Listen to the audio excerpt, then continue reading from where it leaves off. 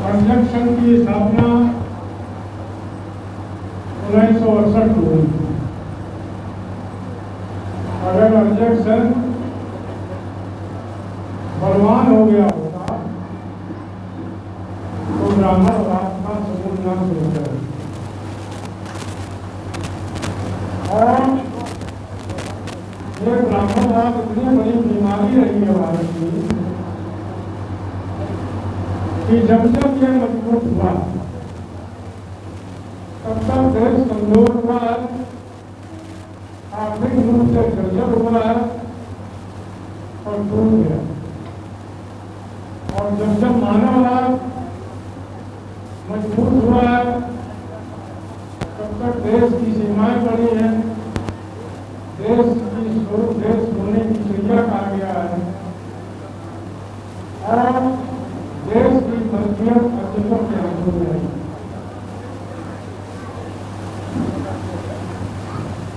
जब देश आजाद नहीं हुआ था तो बड़े नारे लगते थे कि देश की समस्याओं की सारी जड़ अंग्रेज है, अंग्रेज यहाँ से चला जाए तो देश मालामाल हो जाए। जनता ने बड़ी कुर्बानी देकर देश को आजाद कराया और आजादी के 75 साल बाद हालत क्या है? ये मीडिया और ब्राह्मणवादी लोग बड़ा हल्ला मचा रहे हैं कि भारत का डंका बज रहा है दुनिया में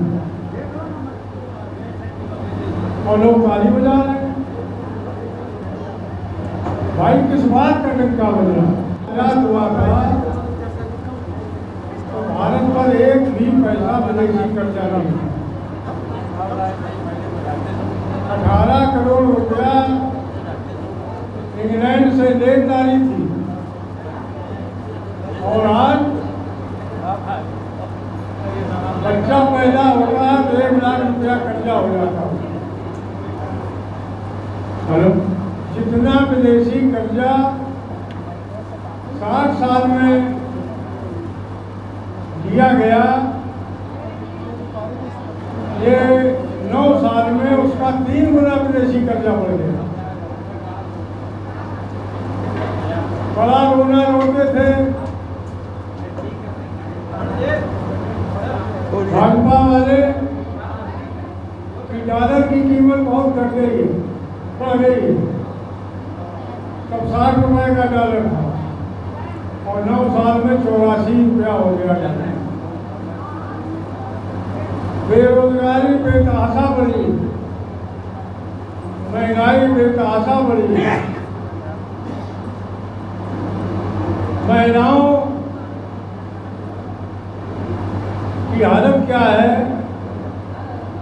कि आप पहलवानों की जो दुर्दशा हो रही है उससे आप समझ सकते हैं। तो हर तरफ भारत की गिरावट आई है और कह रहे हैं भारत का डंका बज रहा है। बिजली नहीं बना पा रहे हैं, इतनी नदियां हैं भारत में। नेपाल जैसा देश बिजली इनको दे रहा है। अर्थव्यवस्था बांग्लादेश, लंका और सारे बड़े पड़ोसी देशों से बहुत पीछे हो गई और डंका बज रहा है। सच्चाई क्या है कि ब्राह्मणवाद के बढ़ते स्वरूप की वजह से, पूंजीवाद के बढ़ते शिकंजे की वजह से भारत की सारी संपदा 90% 10% के हाथ में पहुंच गई और 10% में पूरा देश अपने सरकार बसर कर रहा है। ये बदहाली कहाँ ले जाएगी और इस बदहाली का इलाज किसी के पास नहीं है पूरे देश में। ब्राह्मणवाद का विकल्प ब्राह्मणवाद नहीं होता, ब्राह्मणवाद का विकल्प मानववाद। मानववाद की स्थापना के लिए ही अर्जक संघ की स्थापना है। ये दुनिया का सर्वश्रेष्ठ जीवन दर्शन है।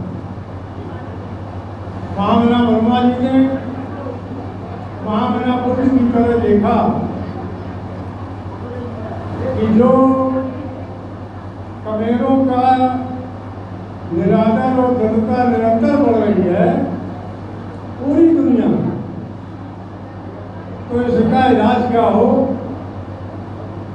तो उन्होंने देखा कि ब्राह्मणवाद के विकल्प के रूप में यहाँ बुद्ध धर्म पनपा, इस्लाम धर्म पनपा, ईसाइयत धर्म पनपी, और यही नहीं ब्राह्मणवादी प्रताड़ना से आगे जाकर सिख धर्म भी पनपा। लेकिन ये उद्देश्य कितना भी अच्छा लेके चले, आज ये सारे ब्राह्मणवाद में डूब चुके। आप जाइए किसी बौद्ध धर्म के तीर्थ स्थल में, वही घंटा बजाते मिलेंगे, वही माला फेरते मिलेंगे, वही आरती करते फिरेंगे। जो ब्राह्मणवादी मंदिरों में होता है वही बुद्ध वाले मंदिरों में हो रहा है। तो ब्राह्मणवाद के सारे हैं ये धर्मों ने ले लिए। अकेला बुद्ध धर्म था जिसमें गुंजाइश थी कि वो समय के अनुसार अपने विचार बदलता है। महामना बुद्ध ने कहा कि दुख है तो उसका कारण है, कारण का निवारण है। और ये भी कहा कि कोई बात इसलिए मत मानना कि सच है कि किसी बड़ी किताब में लिखी, इसलिए भी सच मत मान लेना कि किसी बड़े आदमी ने कही, इसलिए भी सच मत मान लेना कि बहुत लोग उसको सच मानते हैं, इसलिए भी सच मत मान लेना कि बहुत दिनों से लोग उसको सच मानते हैं। जो बात करके कसौटी को खड़ी करे उसी को मानना है।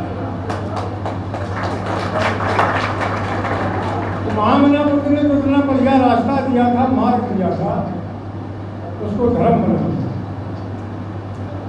मार्ग में जो कांटे और पत्थर आते हैं उसको दूर किया जाता है। धर्म ऐसी चीज है इसमें संशोधन नहीं होता। दुनिया में जितने धर्म हैं ये उस जमाने की पैदाइश है जब विज्ञान बिल्कुल जीरो। जंगी आंखों दिखाई पड़ता था कि सूरज ये निकला और तो खिंचला। तो सारे धर्म कहते थे कि सूरज चलता है। गैलीलियो ने जब सच को उजागर किया तो सारे धर्म तमतमा गए। गैलीलियो से कहा कि तुम ये धर्म विरोधी बात बोल रहे हो। गैलीलियो ने कहा कि भाई हमने दूरबीन बनाई, हमने देखा है, आप भी देख लीजिए। धरती घूमती है, सूरज नहीं घूमता। कहीं नहीं तुमको सजा मिलेगी, आप ये बंद कर दीजिए कहना।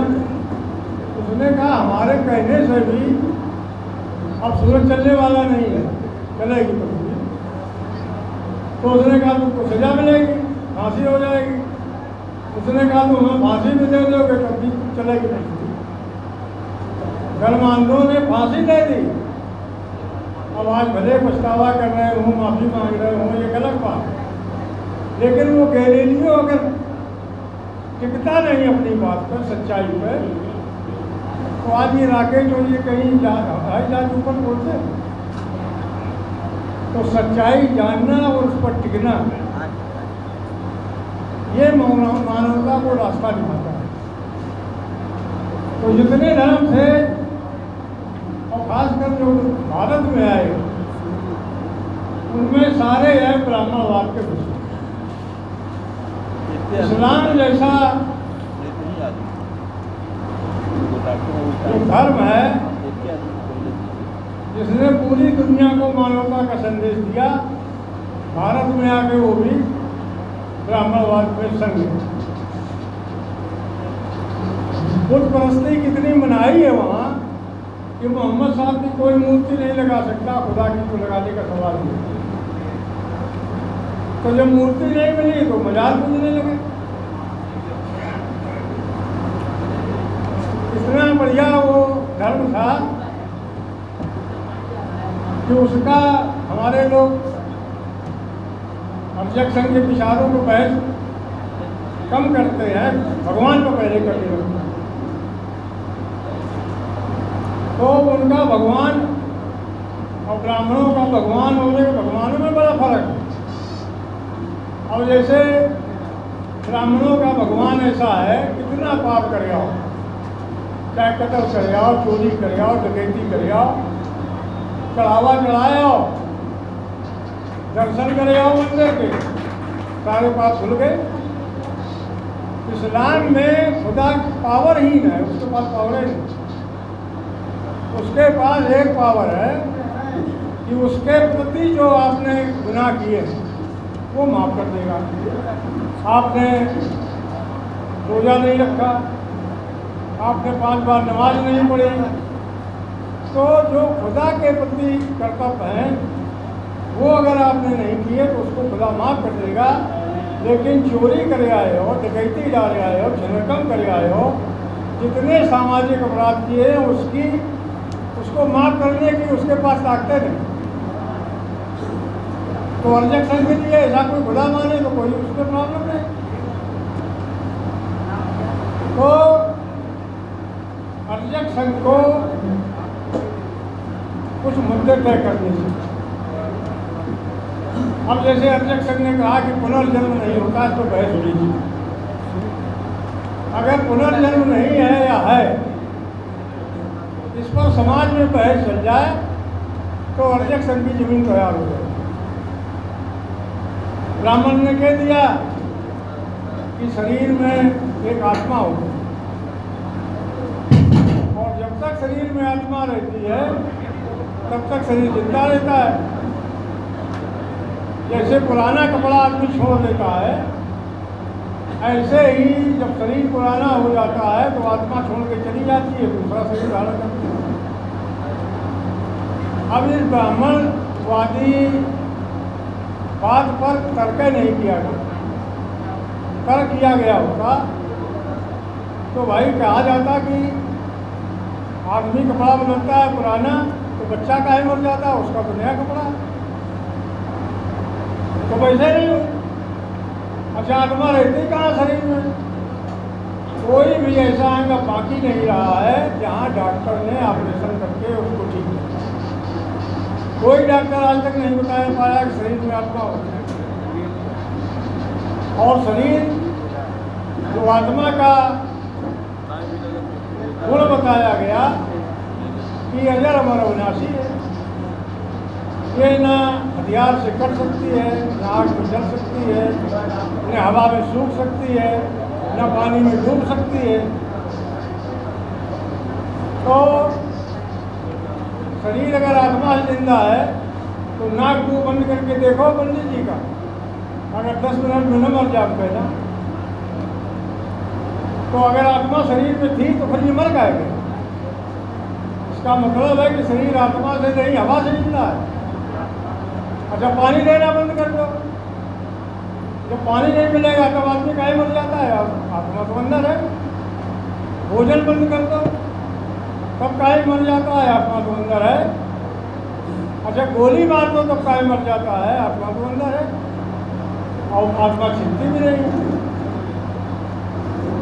तो ये बहस अगर चल जाए तो आत्मा दिमाग से निकल जाए। ये अमीबा है, ये एक सेल का प्राणी है। आप उसके 100 हिस्से कर दो या सिलबट्टा से बांट दो, जितने में न्यूक्लियस उसका चला जाएगा वो सब पूरे अमीबा बन जाएंगे। तो जब आत्मा एक थी तो ये इतने शरीर कैसे पैदा हो गए? अब आत्मा कटती नहीं है तो एक अमीबा आत्मा वाला है, बिना आत्मा वाले विज्ञान में ये बहस अगर चल जाए तो अर्जक संघ की जमीन तैयार हो जाए। क्योंकि जब आत्मा नहीं होगी तो शरीर में तो दिमाग से भागवाद खत्म हो जाएगा। भागवाद खत्म हो जाएगा तो वर्ण व्यवस्था दिमाग से खत्म हो जाएगी। वर्ण व्यवस्था खत्म होगी तो जात पात खत्म होगी, जात पात खत्म होगी तो ऊंच नीच खत्म होगा। तो ये ब्राह्मणवादी पेड़ की जब जड़ कट जाएगी तो भरभरा के गिर जाएगा, और जब भरभरा के गिर जाएगा तो ब्राह्मणवाद का अंत हो जाएगा, फिर मानववाद की स्थापना होगी, सारे दुखों का अंत होगा और मानववादी समाज की स्थापना होगी। अगर ये काम इतने दिन तक नहीं हो पाए तो उसकी वजह बहुत है। आज पिछड़े वर्ग के लोग बड़ा रोना रो रहे हैं कि भाजपा आ गई, भाजपा संविधान खत्म करने जा रही है। अरे बाबा साहब ने जब संविधान सौंपा था तो कहा था कि अगर सामाजिक समता और आर्थिक बराबरी समाज में जल्दी नहीं लाई गई तो बड़ी कुर्बानी से जो ये लोकतंत्र का मंदिर बना है ये चकनाचूर हो। अच्छा, तो सवर्णों ने नहीं समतावादी आंदोलन चलाया तो पिछड़े वर्ग के नेता क्या करते रहे संसद में? मुख्यमंत्री कितने बने?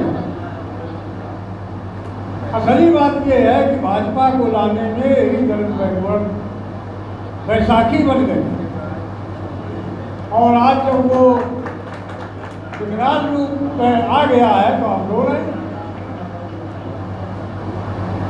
और आज देखिए आप इतने ये जितने दलितों के और बैकवर्डों के संगठन चल रहे हैं, क्या ये नहीं जानते कि अध्यक्ष संघ क्या है? अध्यक्ष संघ में नहीं आना चाहिए।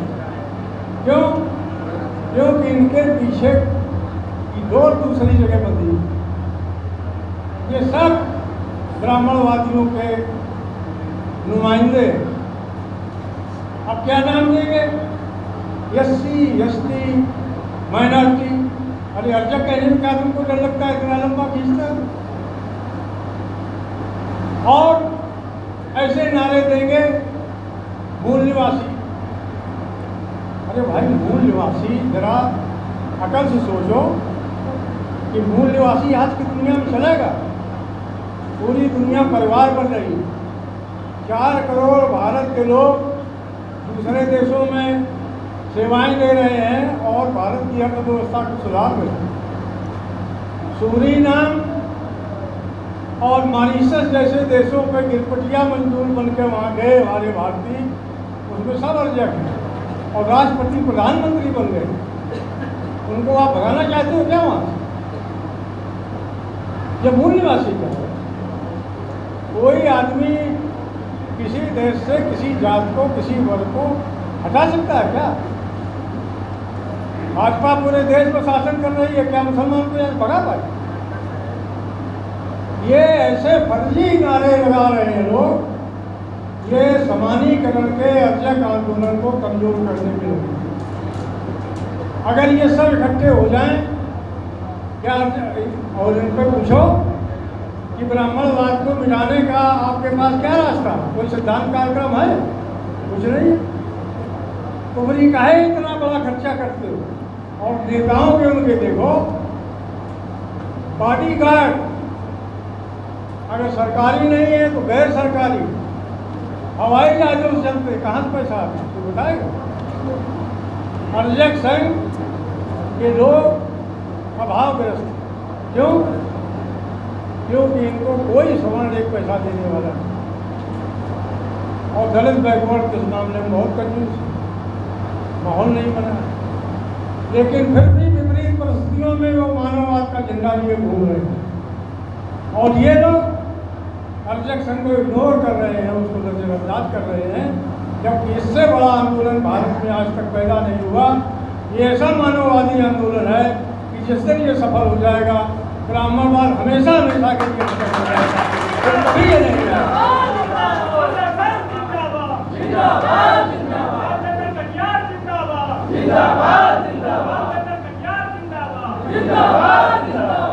तो हमारे लोगों को बहुत चिंतन करना है, और ऐसी ऐसी बातों पर आप देखिए जितने प्रतीक हैं मानववाद, अर्जकों को हमेशा नकारात्मक शब्दों से पुकारा गया। क्या है? सवर्ण आ रहे हैं, बाकी सवर्ण आ रहे हैं। वे द्विज हैं, ये शूद्र हैं। वे देवता हैं, ये राक्षस हैं। मतलब जितने शब्द आप देखिए सब नकारात्मक आज तक रहे। पहला शब्द अर्जक ईजाद हुआ है जो सकारात्मक स्वाभिमान पैदा करता है और उनको नकारात्मक बताता है अर्जक। आज तक ऐसा कभी नहीं। तो इतना बढ़िया हमारा आंदोलन है, इतने बढ़िया हमारे विचार हैं, ताकत नहीं है सवर्णों की इससे टकराने की, तो इसको कमज़ोर करने में जगह जगह संगठन बनाए हैं दलित पिछड़े, किसी तरह से अर्जक संगठन बनाते हैं। तो हमारे लोगों को चिन्हित करना है कि हमें किन बातों को फैलाना है, किन बातों को चुप रहना है। हमारे अक्सर कार्यकर्ताओं को देखा है कि कभी जब बात होगी हम भगवान नहीं मानते। अरे भगवान तक भी कहे जा रहे हैं, इसकी जड़ काटो, भगवान भी अपने आप खत्म हो जाएगा। जब आत्मा नहीं होगी तो परमात्मा कहाँ से आ जाएगा। लेकिन हमारा जो वर्ग है, अर्जक वर्ग जो गांव में रहता है, उसको एकदम से चोट लगने लगती है। इसलिए इससे बचो पहले। पुनर्जन्म, भागवत, जात पात, वर्ण व्यवस्था, ऊंच नीच, छुआछूत, इस पर बहस करो। और जिस दिन आप ये पुनर्जन्म पर बहस शुरू कर देंगे और ब्राह्मणवादी व्यक्ति धराशायी हो जाएगा, तो फिर सामाजिक समता आएगी। सामाजिक विषमता ब्राह्मणवाद की ताकत है। होता क्या है, वो इतने चालाक है। आप क्या समझ रहे हो कि जिस वर्ग के पास आज़ादी के नाम पर, आज़ादी के बाद कि हम देश को ठीक करेंगे, देश को संपन्न सुखी बनाएंगे, उनका देश केवल सवर्ण है, उसका देश पिछड़े दलित नहीं है। इसीलिए इनके शोषण को उन्होंने कब्जा करके 90% संपदा पर कब्जा कर लिया। और रोज आप देखो जितनी जनता की संपत्ति है सब पूंजीपतियों को सौंप दिया है। तो जो वर्ग इतना बड़ा हड़प करके बैठा है उसको नींद आई, क्योंकि सबसे बड़ा खतरा बाबा साहब का दिया हुआ ये संविधान। संविधान में क्या है कि वोट की ताकत सबकी बराबर है। करोड़पति हो चाहे वो गांव का सबसे कमजोर व्यक्ति हो, सबके वोट की कीमत बराबर है। और वोट उनके पास है नहीं, गिनती के हैं पूंजीपत सवर्ण। तो ये 90% में 50 जिस दिन इकट्ठे हो गए उस दिन इनकी सारी संपत्ति और सम्मान सब हवा में हो गए। तो रात दिन वो चिंता करते हैं और वो ऐसी ऐसी योजनाएं बनाते हैं।